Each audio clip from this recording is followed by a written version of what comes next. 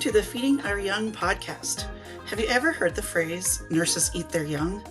Feeding Our Young is more than a podcast. It's a movement. It's a desire to see new nurses of all ages be supported and uplifted by their peers. And it starts with me. It starts with you. So join host Eric Miller, registered nurse for nearly 20 years, an adjunct clinical instructor, and today's honored guest, me, Tera Tveit, and be ready to have your life lifted so you can, in turn, lift others up.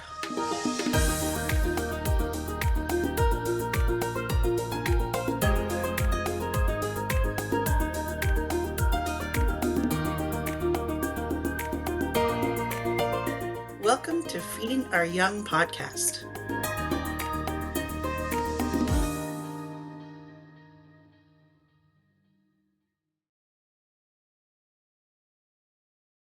Welcome back to the Tera Twofer. We're here for part 2 of the Tera Tveit Twofer. Did I do that right? Was that all right? Was I close enough on the last Yeah, that name? was good. All That right, was good. thanks. Okay. We're not messing around. We're going to jump right in because Tara's got some things she wants to talk about. So let's ask the loaded question, shall we? Do you, Tara, care to share about any challenges you might have had in life? This is really personal for me, and so I'm sharing this because I want others to learn. So, Yeah. not because I need to share my dirty laundry. Okay. Hold on, let's back up. Let's bring the humor back in because this is it right here. Feeding Our Young, we're getting down and dirty with Tara. And so, this was something that she in our questions that we asked and that sort of thing. She literally says in the email she sent to me, she goes, in this part about what she's going to talk about, she says, keep me on track because I could talk about it for hours. So we're not going to talk about it for hours, but she is going to give us a nice abridged and why this was a challenge, and obviously maybe how you worked through that challenge. I've been using the word overcome, and I need to change that habit because it's not necessarily an overcoming; it's an embracing, moving through, working with. Yeah. Okay, so the floor is yours. My mouth. Okay. I'm trying to figure out where to start. So I'm going to start a little bit back to what we were just talking about in considering nursing a hobby. So there are things in nursing that I always thought as a hobby. There are also really horrible things in nursing. I don't know if you've experienced this. Actually, I'm 100% sure you have because you used to be a pediatric oncology nurse. So I'm going to go start with that. Okay. There are things that we see in nursing that no one else in the world sees. No one else in the world does. No one else in the world has to be exposed to it. And I experienced those things early 2000s, middle 2000, like 2011-ish, 2007-ish, right in there. Mm-hmm. Things just got a little bit harder for me when I had dealing with death of babies, dealing with intrauterine death, dealing with bereavement, dealing with all of the bad parts of OB. 99% of OB is great. There's a 1% that is bad. But that 1% is so bad that most people don't even know about it or see it. So there are some instances that happened to me then, and that's kind of where I began to get affected in terms of not being able to sleep, not being able to function, not being able to cope. And I didn't at the time get help from our employee assistance program. I wish I had, hindsight's 2020. Yeah. I didn't get the help I needed. And so when you don't get the help you need and when you don't process things like we teach our people, our friends, and everybody's guilty of this, of not being able, of just saying, oh, you need to just go home, have a glass of wine, you're going to be fine. Self-care, you'll be fine. You'll be fine. And we've normalized drinking as a way of coping. I had a group of kindergarten moms that we would get together and laugh and have a great time and drink. Yeah. I had coworkers, it's been a really bad night. Let's stop off at the bar and we'll have mimosas. We normalized and we have normalized alcohol and other drugs and as ways of coping and Mm-hmm. self-care. Mm-hmm. So I started doing that and I got through, I'm going to say fine, until COVID hit. And Mm. COVID, COVID is, COVID's a touchy subject for a lot of nurses that worked during COVID. The Mm-hmm. first year of COVID, I was a hospital supervisor. My job was to make sure we were admitting the right patients, making sure they were going to the right floor. I dealt with all of the emergencies, so all the codes, all the traumas, all the deaths. I was present for um, the body moving, the morgue, the Yeah. all of anything it entailed. Yeah. And then we were, as nurses, we were also, things changed minute to minute. Mm-hmm. So thinking back to that nursing home, where I came out of nursing school very idealistic. You do exactly what they said in nursing school. Your Mm-hmm. five rights, your everything you did, you were taught, you did. And now COVID came and said, and the powers that be that we've trusted for years said, no, no, do it differently. We want you to wash your gloves. We want you to gel your gloves when you get out of a room. We want you to use your PPE on all the rooms, not individually. That tosses nurses and tossed nurses into this moral um, decision making of this isn't right, but this is what I have. Wearing your masks again. We never did that. That's Yep. not right. Yep. And I have a very strong button. Yeah. The second year of COVID, I worked, like I said, at Kootenai, and my job was to train a labor pool, people that worked at McDonald's, Starbucks. They could walk in, and I needed to teach them what to do so that they could help. I needed to take that very angry OR nurse and teach her how to be a med surg nurse Oh. with 8 patients. Mm. Um, so for a year, that's what we did is we rearranged everything, and it was the bickering and the fighting and then the all the vaccine arguments, all of it Mm-hmm. just weighed on me. Mm-hmm. And by the time I got to the second year of COVID, I was very much an alcoholic and struggling with my day to day life. And so the moment that came to me was when I, I basically, my therapist, I'd started seeing a therapist the year before when COVID started. The therapist finally said to me, he's like, you're going to die. So you either go to an inpatient rehab, Mm-hmm. and my husband's sitting right next to me because he made me bring him to my session. Mm. He didn't know everything. Mm. You either go to an inpatient rehab or I will no longer see you anymore. Mm. And I was like, oh crap. He goes, you're going to die. And I actually had an episode where I wanted to die. I wanted Mm. to wave the alcohol in front of a cop and say, please arrest me. Yeah. Help me.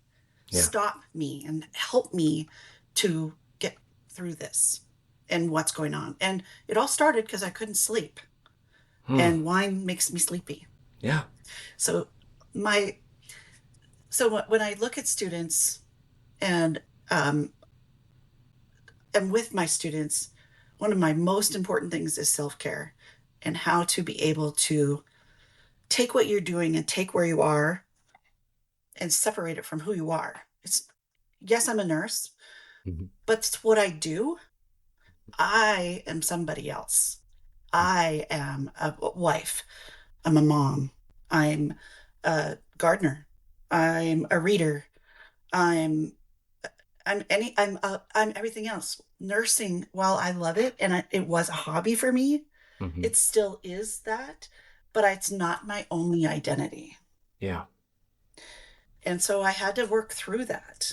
And I think, and I'm glad for COVID for that, for being able to bonk me on the head and say, it's time that you're going to die if you don't get help. And so I teach my students self care. I ask them, not every week in class, but I'll be like, what did you do for self-care? And some of them are like, uh, I went to Taco Bell and I like Taco Bell, or I went and got an ice cream cone, or I watched a movie, and I'm like, okay, that's a start. But you Yeah. guys, because I see that myself in them as this is what I'm going to be, and this is the cure all end all. It's like, yes, but Hmm. remember, you had to take care of yourself and deal with this. And I started peer support groups at Deaconess, and I've been done critical incident stress management training, and I've done all of these things. We created the Zen dens at the college just to, I'm doing it to prevent it from happening to somebody else. Mm. I never drank in high school. I never Yeah. drank until I was 21.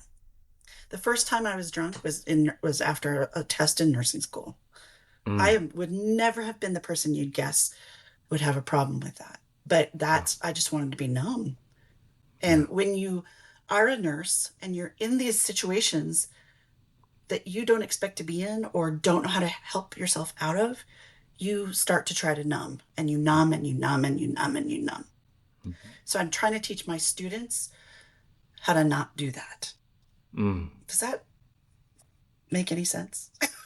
More sense than has ever been spoken on this show before. I'm just my heart like, thank you. Thank you for being vulnerable with that.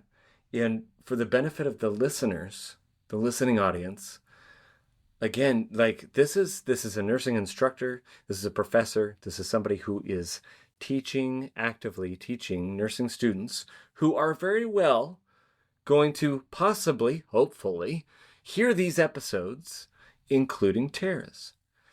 And so for you to have a level of transparency, to know that this is potentially what would happen or be a sequela of doing just this moment of being open and vulnerable. And I just, I can't, uh, thank you. Thank you for, because there are things that we don't like to talk about Yes. in nursing, in life. And, I mean, you can go, we've talked about it before on the show, just death. You know what I mean? Like, we avoid society. We like first world, United States, other countries, perchance, avoid the subject of death. Whereas you go back 100 years ago, it was commonly talked about. Yes. And And yeah, then when we have a death, or we're part of it, we don't know how to talk about it, and nobody knows what to say to anybody, and yeah, they say stupid things, and then so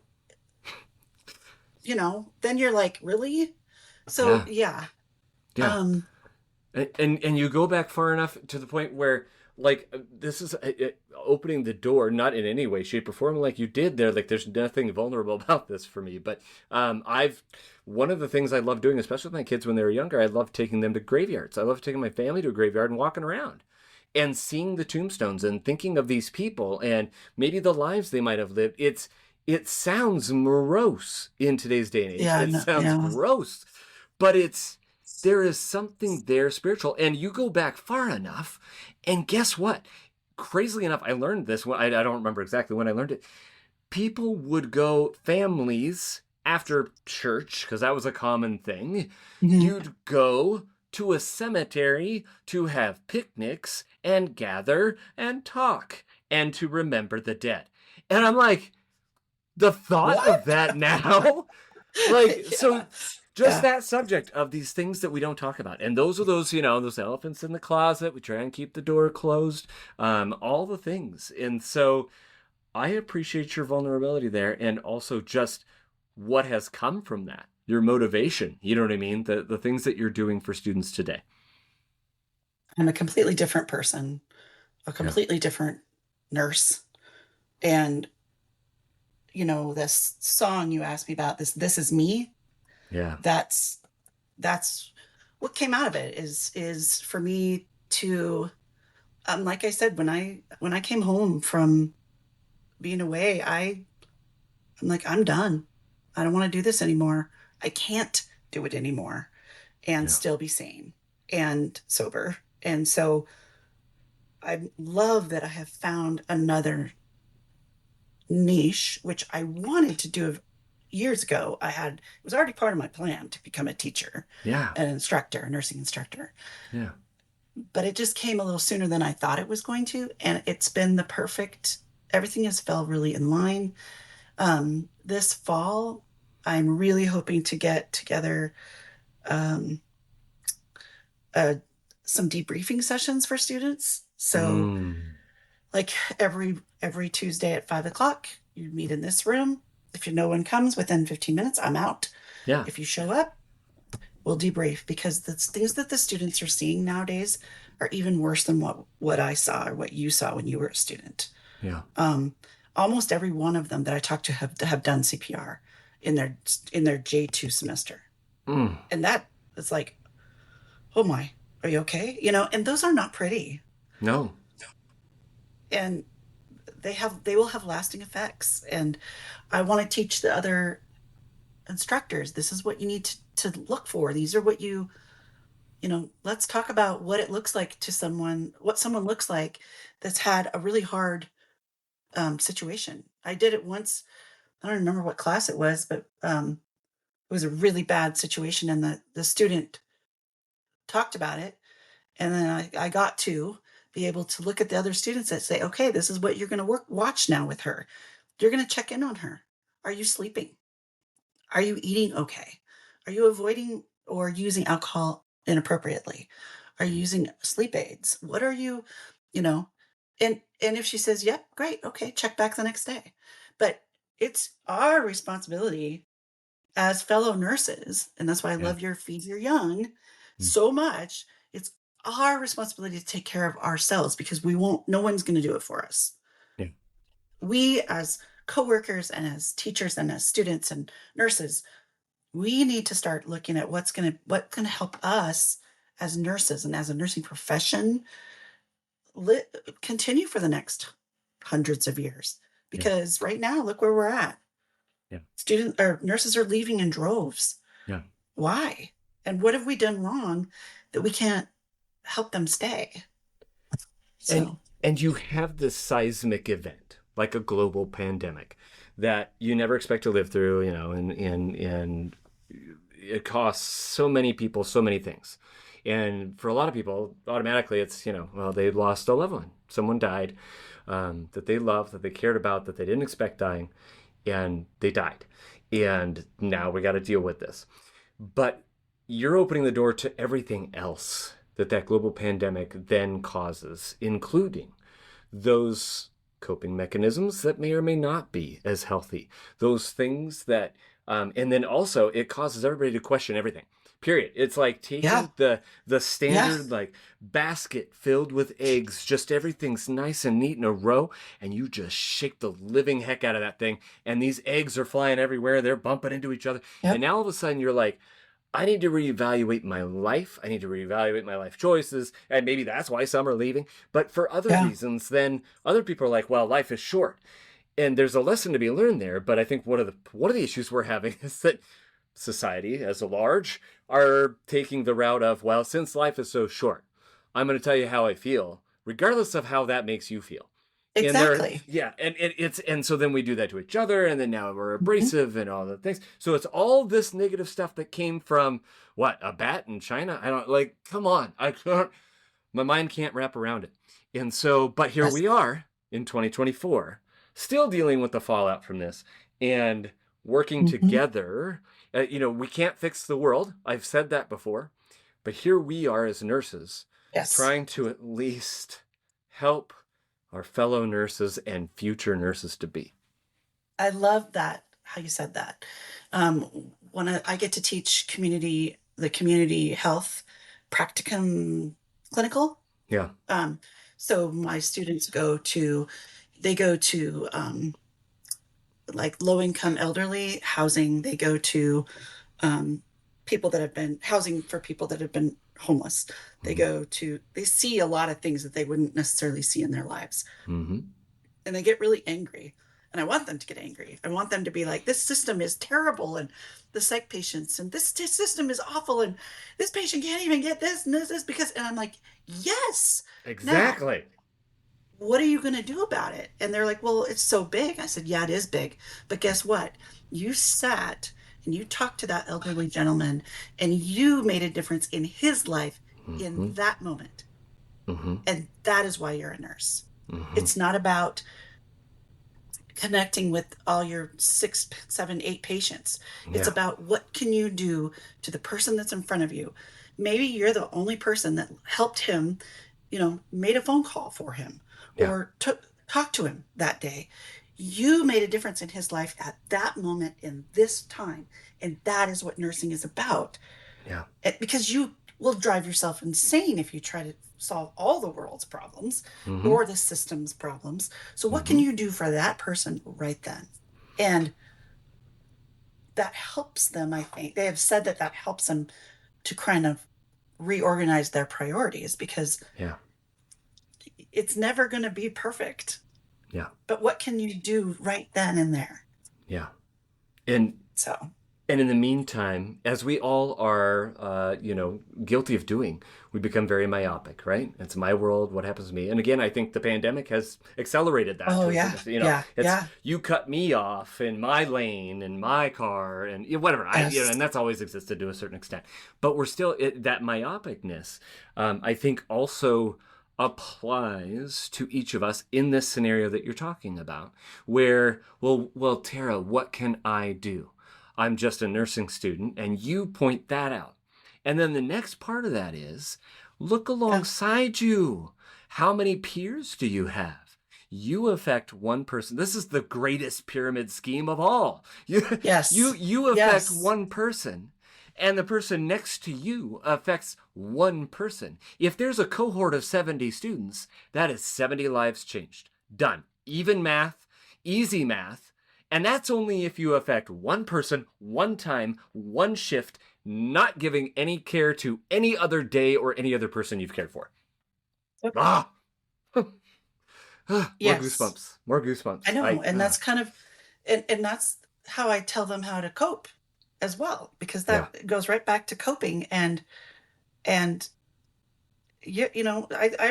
try to be really honest. I don't want to paint a picture of perfectness for nursing because I don't want Yeah. them to be so shocked when they get there that it's going to be like I'm done. Yep. But I also don't want to discourage them from being a nurse either. So Mm-hmm. I'm very much like, yeah, that happened. But what good did you do? What did you do to whom that did help? Yeah. You can't maybe be part of a code, but you can go stand by a wife Yeah. and hold her hand. You can't be a part of a hemorrhage. Like, what are you going to do? Well, I can tell you what to do. You stand Yeah. here next to the dad, or you hold the baby so the dad can be with the mom. That's huge. Yeah. And so with students, but you have to teach them that. You have to tell them that, or Yeah. else they just stand there like, I'm so helpless and I'm just in the way. Yeah. No, Yeah. I had one practicum student that they were coding a baby, and she says, I didn't know what to do, so I just went and sat and held on to the dad. Mm. And I'm like, oh my gosh, Yeah. that gave me shivers. I'm like, Yeah. that is perfect. Yeah. Perfect. No one else is going to be able to do that because they're all busy with the code. But you had the wherewithal and the thought, somebody needs to be with him. And you did it. Yeah. That's what I try to kind of teach them, I guess. And then I think it's important, too, to balance this out with, so for nursing students that are listening, to balance this out with the idea, there's a couple of ideas I want to share to piggyback on this. And that is, first of all, don't put the burden on yourself that you are going to be the problem solver in that day, in that moment, in whatever, fill in the blank. You don't have to go into every day like, oh my gosh, I got to find that one person. And maybe it motivates you and you're like, I'm going to find that one person. But if you go into that with that, just know that it may not always occur. That day may not provide that opportunity for you. And don't walk away from it as a personal failure because Yeah. you did not do that, whatever Yeah. that is. Yeah. But the other thought that you've already said that is that oftentimes our students, ourselves, we go into situations, and people like, I want to be that hero. I want to help whatever. I want to save that life. I want to do whatever the case may be. And they think of the grandiose things. Like you said, the student that's like, what do I even do in this situation? I can't, you know what I mean? They're not going to jump in there and do a fundal massage and try and save a woman's life who's trying to hemorrhage out. And that's one of the quote unquote big things, right? Like we're giving medication and we're providing ideas to providers and they're like, oh, you're amazing. Thank you. I never thought of that. And, you know, it's these big things that the grandiose things that go through the mind. But it's those little things that you just never, please don't ever, ever, ever, ever, ever, ever, ever, ever, ever, ever, ever, I don't know if I can say it enough, ever lose sight of. And that is the holding of a hand, the holding of a baby, the coming alongside somebody that you can do, just speaking the words, you can do this. And, you know, you're talking to someone who's got substance abuse issues. And there are people like, wow, I'm not even gonna, the cynical old, you know, us old biddies, you know, that like, throws me over the edge. Yeah. But, you know, like there are those nurses that have been burnt out and I get it. And they're like, well, why even try? And, but if you, and because here's why. You may be the person who goes in that room and says, you know what, John Doe, you've got a problem. You're a therapist. Either you get help or I'm done seeing you. Yeah. For some people, that's not a wake-up call. Right. And that's okay. Maybe to the detriment of your life, but everybody has free will. That's the beautiful thing about it. But you can be the person that goes in the room and says, John Doe, you've got an issue. I want to see you again next year. I want to see you come back through here with a stubbed toe. I don't want to see you in my morgue. And that may get through. It may not. But I talk about that principle of planting seed. You're not the first person to tell them that. And those that are burnt out aren't going to tell them that because they're like, I'm not the first person to tell them that. But you might be the person, that last one, the last link in the chain that provides health for that person. So, Also, to again go back to feeding our young, that person that you connect to, that person that you help, that person that you do a little extra for might be your coworker. Yes. Maybe it's your coworker that's had the death, and you say, you know what, can I answer those call lights for you? What rooms need them? Nursing is in kind of a crisis. You know that. And part of it is that lack of taking care of each other. I have 5 minutes. Why can't I go and get your patient up to the bathroom? I would love to do that for you. And that is how we're going to get together. That's how we're going to get through it. And that's how you're going to have a successful year or career, is if you can find those little things in not just your patients, but each other. Yeah. There's nothing left to say, Tera. This is like, oh my gosh. Like, I'm done. This is unedited. I'm posting this today. Like, it's just that important. It's that important. And it doesn't matter how big or small the task that you're doing to help your peer. You know, postpartum, there's everybody has perceptions about whatever area you're in, right? Yes. Mine was, I came home after my first shift or two or something. My wife was like, and just lovingly, she's like, what is it like holding all the babies?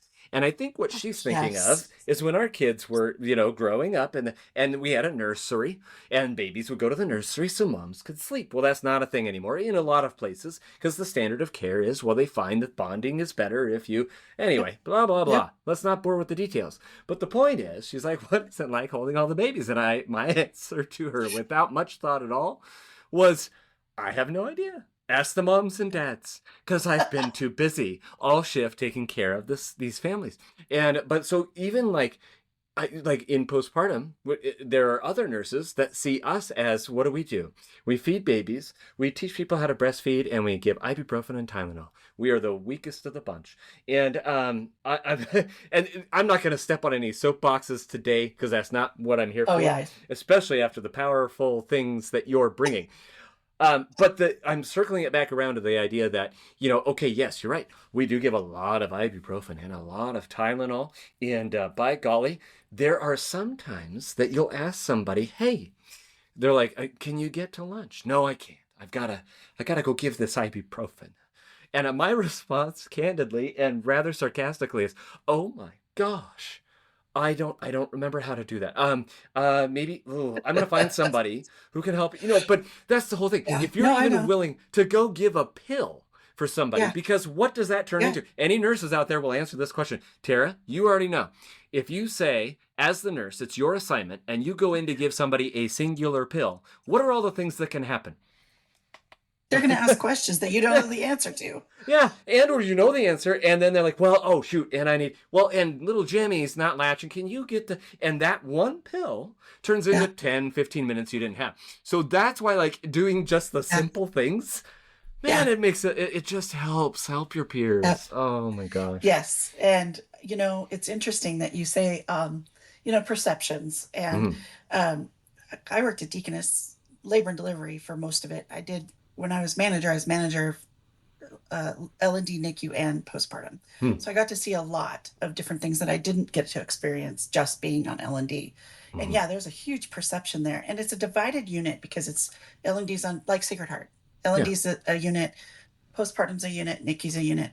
And Yep. then I went to Holy Family for clinical, and they're all one unit. It's an LURP. I am still overwhelmed by the teamwork that happens on that unit. I Awesome. have never, ever had seen nurses volunteer to take over patients because a labor came in. Here, let me take that one, and I'll take that one too. That's fine, and because they know that labor patient has to have a 1-to-1. Yeah. I've never seen that before. I was like, what the? Oh my gosh! We need you. Shocked. We need you all to create a nice. What's the word I'm looking for? Some sort of course. You need to go talk to other establishments, not just here, but nationwide. Yes. Oh. Anyway. No. Well, all right. So, Tara, I'm gonna end there just because. Is there anything else? Okay, so there's of course the pointed questions we have at the end. You already know what's coming. So, not getting into that territory. As a clinical instructor, anything else you want to share on your heart for students, for fellow instructors? Not the one thing. We'll come to that with our typical format here on this show. But are there anything else? This is the catch-all question. Is there anything that I have not asked you about that you would like to share and share your heart with before we close? I don't know if there's anything specific. I would love to shout out that I can only speak for Gonzaga because I only work there. But we instructors, as instructors, I don't know one even that doesn't truly care about the student as a whole. Hmm. And sometimes I think our students think that we're there to challenge them to be mean or to weed them out, I guess. Yeah. Yes. And that has not been my experience. I wouldn't work there if it was, because I don't believe that's right. Yeah. So I don't know, for our Gonzaga students, just know that we care about you and all of you. Yeah. And all parts of you, and want you to know that we are there for you. And I guarantee, knowing other people in other universities, other colleges, et cetera, just like in nursing, there are going to be those that are burnout. There are going to be those that are cynical. There are going to be those that, whatever, fill in the blank. And those people, whether you're a nurse or a nurse instructor, and you're like, that's me. I'm a bit cynical. I'm salty. I'm all the things. You're not an enemy of this podcast. That is not the idea. You're not an enemy of what we're doing. It's not us versus them, which is what society has turned into. Right. The idea is hopefully I can reach in somehow. Our students, our instructors, somebody can reach in and impact you in a way that goes, man, that is me. I need to go to Macy's for a while. I need to go to, fill in the blank, whatever you got to do. And it's not a failure. Yeah. It's not we got to check our egos at the door, all the things. But circling back around to the idea that there will always be someone there who can tell you can't. And hopefully that wasn't somebody that told you that growing up. And I'm talking to everybody now. This ain't just nursing students. Maybe somebody told you can't. And you used that as fuel. And you said, I'll show you I can. One of my favorite characters, going back to your love of TV shows, music, the show Lost, which I loved its first go around. And I think as of this recording is going to start making a revival because I heard it's coming out on Netflix next month. So there's going to be a whole new wave of fans, I think. But regardless, John Locke is one. I can't even talk about it without. but he's one of my favorite characters. And you'll see why in the show. I can't, like, turn away if you plan on watching the show or whatever the case may be. The opening pilot, like, this guy, it's about a plane that crashes on an island, blah, blah, blah. Mm-hmm. And this guy is like, he's looking, he's waking up. This is John Locke. He's waking up. He sees his toes. He wiggles his toes. He's like doing a self-check. He gets up and he's just got the biggest grin. He's just been through a horrific plane accident. And he embodies, without getting into the specifics of the show, and I feel like I'm going to be doing a disservice by omitting this, but it's that powerful of a moment. He embodies, and he says on more than one occasion, "You can't tell me, don't you tell me what I can't do." Because he faces in his life these limitations. Yeah. And you're going to have someone that tells you that. So use it for motivation. Maybe it's hindered you, whatever the case may be. But like you just said, Tera, finally, 3 hours later, bringing it back around full circle to what you started with and got me on this rabbit trail, is that there are I would imagine a majority of instructors, professors, etc., in every university, every community college, every nursing school that are there because they want to see you succeed. Because I can tell you right now, a lot of places, you're not getting paid well, at least not as much as bedside. That's a whole other reason why nurses are staying at the bedside, not coming to teach. And this is not a whatever. I am happy with my job. Tera's happy with her job. But people aren't coming to it for the money. Most of the people are coming to it because they want to see you succeed. So if you have those thoughts, and we've heard it on this show, we've heard from nursing students that have said, I felt like a number. I felt like we were trying to be weeded out. I mean, those are two of the most common things that I think all of us hear. And it's not a thing. I know that there have been instructors that have done that. I lived through one years ago who was like, no, one of you, I'm going to fail every blah, blah, blah. Because they had the power. It makes no sense. But regardless, most of us are not in it for that reason. Yeah, I agree. And I just couldn't work for places that did. So. Yeah, absolutely. Absolutely. And if that's the culture, oh dear God. That's I hope that's not true of anywhere. We're going to get someone that's going to like email the show and be like, I want to be on the show because I am in that place. I'll be like, oh, okay, this will be awesome. So anyway, we're going to put a pin in this conversation. Tera, let's wrap it up the way we talked about.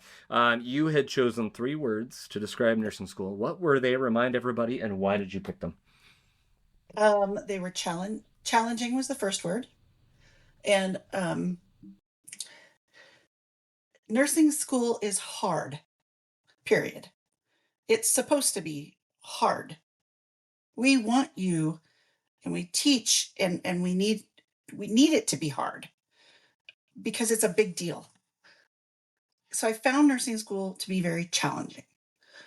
The next word was fulfilling, because when you're successful in nursing school, even on a test or a class, it is like, oh, that feels good. This is where I'm meant to be. Here I am, right? It's so uplifting and fulfilling. Mm-hmm. And it's led me to a fulfilling career as well. Yeah.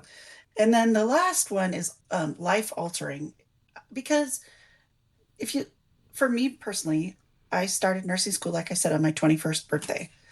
I had never seen, this is going to make everybody laugh, but I'd only ever seen my husband's penis.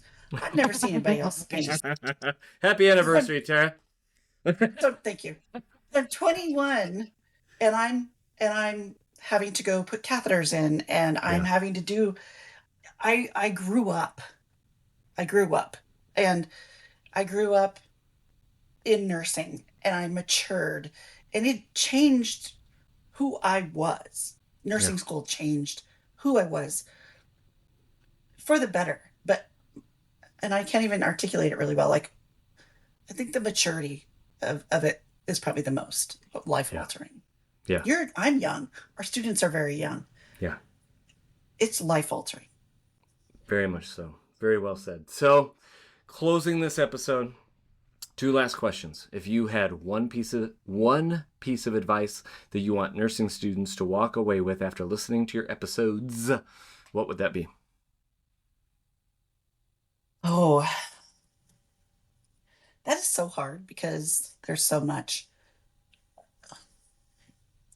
But when It's it relates, it's like limiting it to three yeah, questions or three yeah, musical choices, right? Like yeah, you can't limit it yeah. down. So what is the But one thing? if it relates to what we've been talking about today, is learn appropriate and self-care. Take care of yourself first, always, is probably the one. You got to take care of yourself before you can take care of others, and that is so true. Yeah, very much so. And What's the last question? your one piece of advice for fellow professors, nursing instructors, etc., clinical or Ah, didactic, it doesn't matter. What's your one piece of advice for them? Something you want them to walk away with? listen to your student. Hmm. Do not assume you know what they're saying or feeling. Listen to them and use your emotional intelligence to hear them. I know a lot of students don't ever feel heard.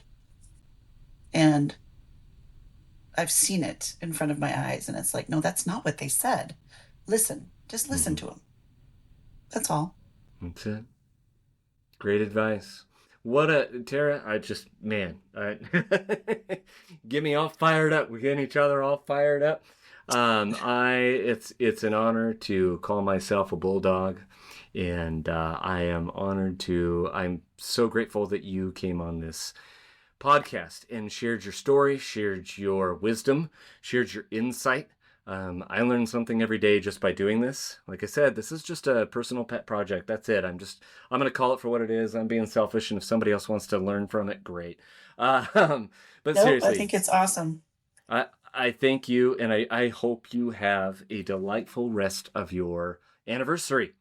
It was an honor to be here, and I appreciate what you're doing, and I love that I get to work with you, Hmm. and I just appreciate you in a lot of ways. So thank you for Thank having you. me. Thank you. Students, we're coming for you. Not to weed you out, but to lift you up.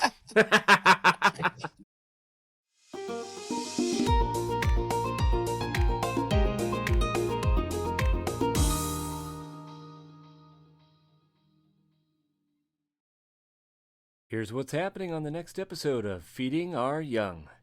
Oh, and I graduated nursing school no debt, Yeah. because I paid for it myself. Yep. And that was my biggest thing. I don't want to go back to nursing school because I don't want to accrue debt.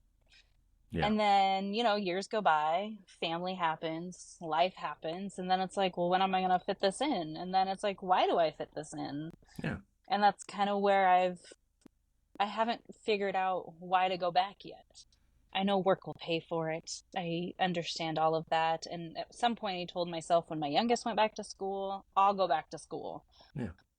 Well, I haven't done it yet because I haven't found a reason to go back yet.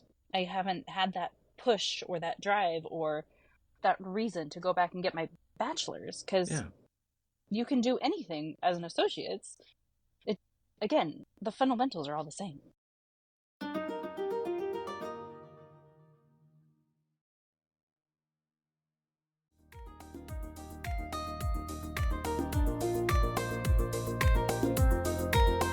Did you like today's episode of Feeding Our Young? Let today's honored guests know by emailing us at thanks@feedingouryoung.org. Also, if you are a nursing student, nurse, or a nursing instructor and would like to be featured on a future episode, please email us a few details about yourself at the very special email address mystory@feedingouryoung.org. If you have a question you would like addressed in a future Q&A episode, please send it to q@feedingouryoung.org. For all other inquiries, please email us at info@feedingouryoung.org or text us at area code 509-ALL-THEM, 509-255-8436.